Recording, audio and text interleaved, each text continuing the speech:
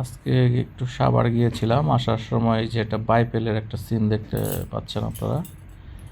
বাইপেলের একটু আগে পাম্পের ওইখানে মানে এমন পরিমাণ ধুলা।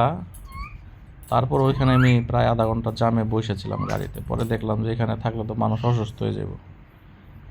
পরে আর কি আমি এখান থেকে নামে অন্য দিক দিয়ে চলে আসছি। তো এই যে ধুলা, অন্ধকার, মোবাইল অতটা বেশি বোঝা যাইতেছে না, কিন্তু এখানে ধুলা একদম সাদা হয়ে মানে একদম গাড়ি দেখাই যায় না, এত পরিমাণ ধুলা। এখানে আসলে মানুষ কিভাবে বসবাস করে আর চলাচল করে, এটা আসলে খুবই মানে বিরক্তিকর এবং অস্বস্তিকর। আর তার মধ্যে জ্যাম, বাইপেলের জ্যাম প্রতিদিনই পড়ে। তো আমি অনেক দিন পর আজকে সাভার গেছিলাম, তো এখান থেকে আসার সময় আর কি দেখলাম